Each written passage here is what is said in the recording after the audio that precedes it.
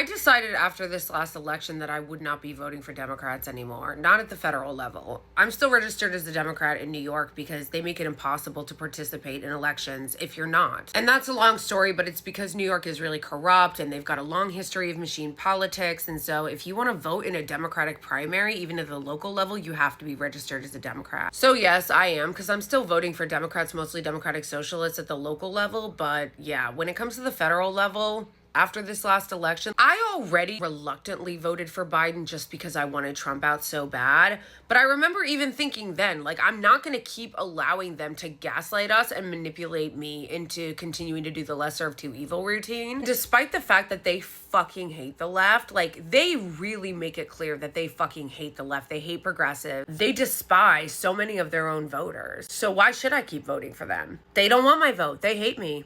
So why should I keep giving them my vote? Why do they feel entitled to a vote of somebody that they hate? And I almost did let them manipulate me into voting for the Democrats in this last election using the lesser of two evil tactic. And I think the only reason why it didn't end up working, because I've said this before, I really struggled with whether or not to vote for her, was because of the genocide. You see enough dead children and the way that their campaign handled it, and the fact that her campaign refused at all to engage with the voters that were calling on her to change her stance.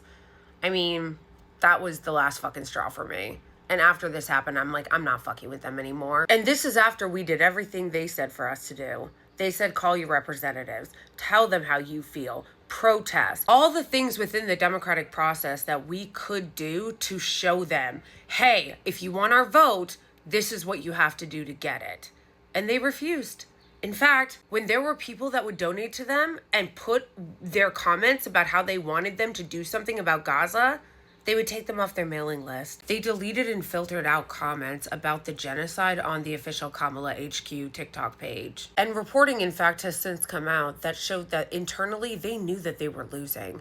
They were never ahead in the polling, and they knew that behind the scenes. And they also knew that Gaza was costing her, but they didn't care. And they didn't change. And so for me, it's like, how long do I want to stay in an abusive relationship with someone that hates me? If you are anywhere on the left, like left of center, I'm not even talking about like leftist, communist, socialist, anything. I'm talking about like progressive, like Soc Dem. If you're anywhere left of like Amy Klobuchar, they hate you. The party hates you. The Democratic Party fucking they loathe you. So for me, it's like at a certain point, you just take the hint. Like, we're not wanted here, bro. I mean, they want the left's energy in the votes, but that's it. But passively and quietly. They don't want you to have a voice in the party. They just want you to give unconditional support. And just like I eventually learned the lesson with my ex-husband, I think I finally learned it here too. Because remember when that Harry Sisson guy was really smug and insulting to that Gen Z for Change woman about the squad? About Cori Bush and Jamal Bowman losing? Remember that? By the way, some of these people you've also supported, Victoria, have said the most vile and anti-Semitic things I've ever heard in my entire life. But those are the people you stand with. Those are the legislators you like. And it says a lot about who you are. And you're right, Victoria. I did stand by President Biden because he's a great president, a great man with a great record. And my candidates win more than yours do. How's Barbara Lee? How's Jamal Bowman? How's Cori Bush? Funny how he was only dunking on black progressive candidates there, but weirdly no one had any smoke for him, as he smeared all of them for being anti-Semitic. He lied on these black legislators and called them anti-Semitic because they stood up against the genocide in Gaza. The liberals and the Democrats didn't have a problem with that, though. That moment was a good reminder, though, of how the Democratic Party feels about anybody to their left, including any progressive or social democrat, because now they're furious at David Hogg for talking about primaries. So why didn't the party defend Jamal Bowman and Cori Bush when they were primaried? Despite saying they want to defend incumbents, they left them out to dry. Because they hate you.